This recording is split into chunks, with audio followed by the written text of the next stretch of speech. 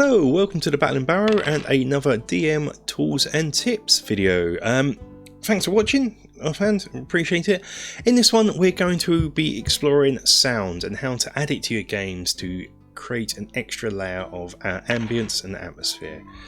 As a GM you're normally quite good at, if you're not me of course, you're normally quite good at doing a visual description to implant the visual side of things, and if you use terrain and miniatures that will also help with the visual side of things. And I may do a video on how I use my terrain and my miniatures in my games. If that's something you want to know about, let me know in the comments below.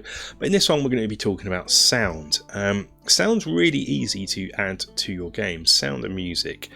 There are many tools out there that will do a great job at this, and we can explore some of those now, and also I'll show you what I use and how you can get hold of it yourself to use in your games. First up, let's look at off-the-shelf solutions. Probably the most famous one is Sirenscape. This is a really nice bit of software. It's great. It does everything you could ever have. Has different packs you can add to it and upgrades and different sounds. The downside for me about this software and why I don't use it is because you really need a computer screen in front of you, either a tablet if you're using the online version where you have the sort of the master on your PC and you have the control panel on your tablet, or of course the full version on a PC or tablet yourself.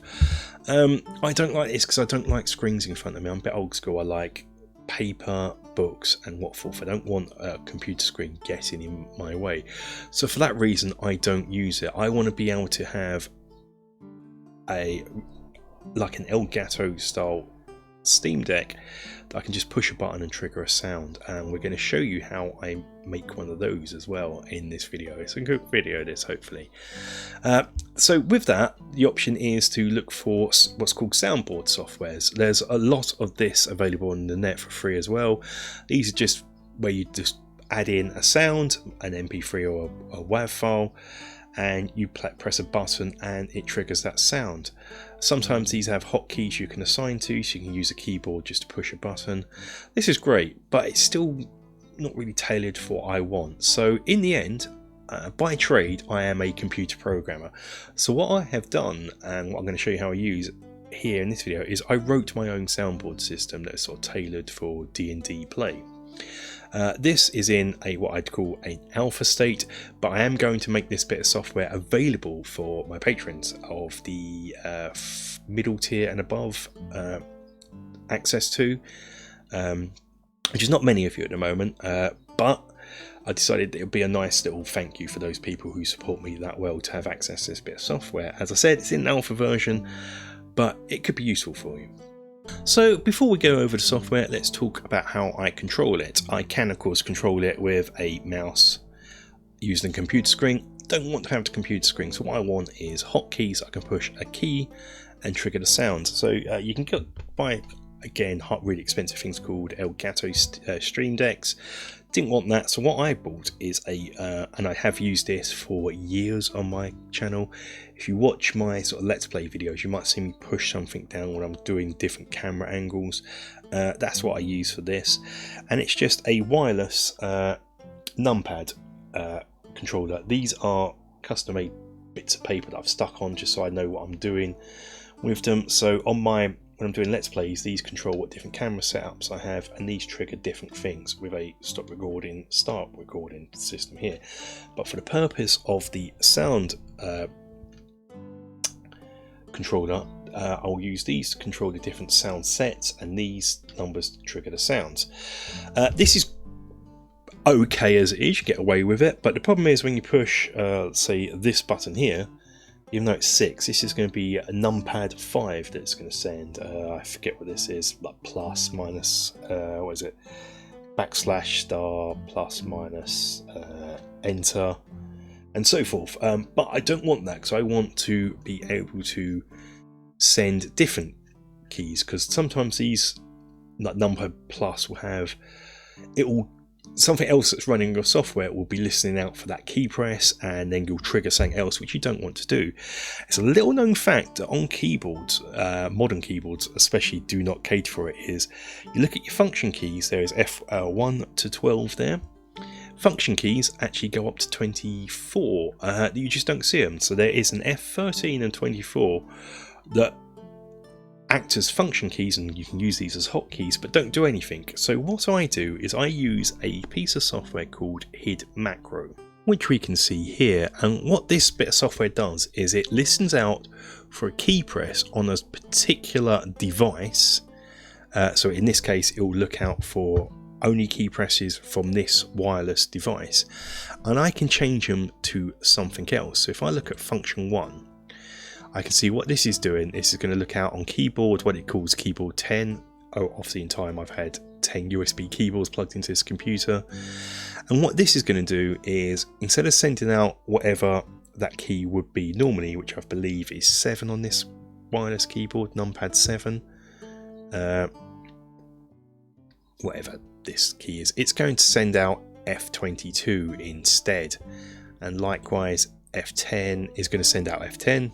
So whatever key 10 is, I wish I didn't stick them on, probably 6, numpad 6 is going to be F10, etc. So what that is doing is it will listen out for key presses from this little keyboard and turn them into different key presses. So that's great. That means I can configure this and make sure that my key presses aren't going to interfere with any other bit of software that I may have running. I'm going to pick really weird and wacky keys like the aforementioned higher F numbers, say in this case F23. But now we can look across to my bit of software I have written. When you first run this, you might be presented with something like this. It's because it's a bit of software that I wrote and I haven't signed it off anywhere, so you can click more info. Yeah, I'm definitely an unknown publisher, so just click run anyway. I have not put anything sketchy in this other than my own buggy code. And so this is what the soundboard looks like. The artwork here is by Live Arts, which is owned by the excellent Basic Expert. So you subscribe to his channel. He does a great YouTube channel covering all sort of OSR goodness, and he also does art for you to use. I forget what it's called, the Collective Commons license. But anyway, it's a great site. I'll link to it below. So I just use this for no other reason, just to pep it up and make it look a bit better than my usual computer programmer art I do. But this is what you're presented with. These white squares here, these are the hotkeys. If you click into one, so if I click into F7 and push, at this point, if I push any key now on my keyboard, it will change that to be that key. So I'm going to put it back to here. Yours, when you first download it, will look different to this. This is how I've got mine configured, my configuration configured. So we can change what you'll notice when you first look is you have the standard, new, open, save and save as. So you can create sound sets. What we can do here is where you see not set, if you click on that, you can then input a sound. So if I'm in the ambience section, so I have different ambiences. If I just load one up, you can see now it says Dungeon 1. So what that means, if I push play, it will now play that dungeon ambient sound and it will loop it, and I can have as many of these playing as I want. The slider underneath here is for volume, so I can adjust the volume. So with ambience you can have as many playing as you want. So if I loaded another one, say I wanted an alchemy lab as well in a dungeon, so you can hear I can have both of these playing at once. Monsters are likewise, and I should point out these loop. Monsters likewise, they loop. So if I click on the monster tab, I can set a monster. So let's click any monster. Let's have some goblins. So in this lab there's going to be some goblins. And these will also loop. Let's turn those down. Music is slightly different. What this is I don't know, Southampton Town and history. So what we're going to start, if I play this, it will loop like ambience and monsters, but if you play another bit of music, it will stop the previous music and play the new ones. You can only have one of these playing at once. FX, what these do is these are one-off sounds, so and they don't loop. So you have as many of them playing as you want, but they don't loop. They just play once. Yeah, the sounds here. This up here, you may notice I've got a knot set and a thing here. This is so you can put a bit of music on, and what I use this for is so if you play it, it will stop all the other sounds you set up and just play that one bit of music. Now what this is for is I use this at the beginning of my sessions whilst we're all sitting down getting ready, having catch-up chat about various things. Just so there's a bit of background ambient music there as well, and it's also a quick way of stopping all the sounds because you could double tap. So if I was to go back here and play these and I wanted the sound to stop, I could quickly stop them all by double tapping, but it's really designed for just playing a bit of background music.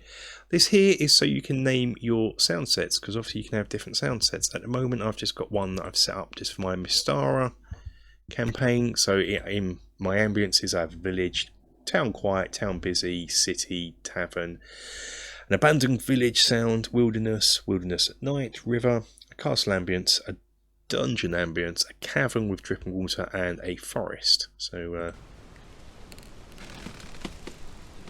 kind of sound like this.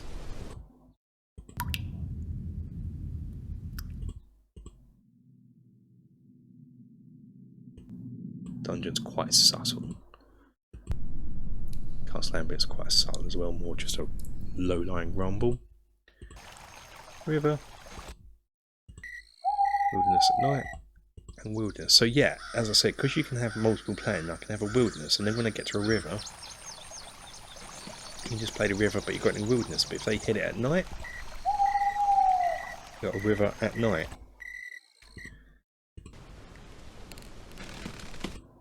Villages. Town quiet. Town quiet and town busy actually taken from the How the Heroes Adventure, I believe. Yeah, this is how I add a bit of sound ambience to my games. So okay, that is the software, that's what I use. Going to take the time to thank you for watching. This will be made available on my Patreon for the middle tier and above. As I said, it's in alpha, it's probably buggy as anything, but it does work. If you let me know if there's any bugs, I can fix them and do a new version for you. And as I find things and I fix things and change things and make it more stable, I'll keep on putting new versions up for you to download. It's a nifty bit of software with the combination of the sort of wireless keyboard that I showed earlier on.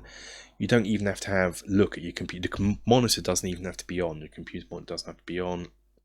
And you can just do it from your tabletop and trigger the sounds.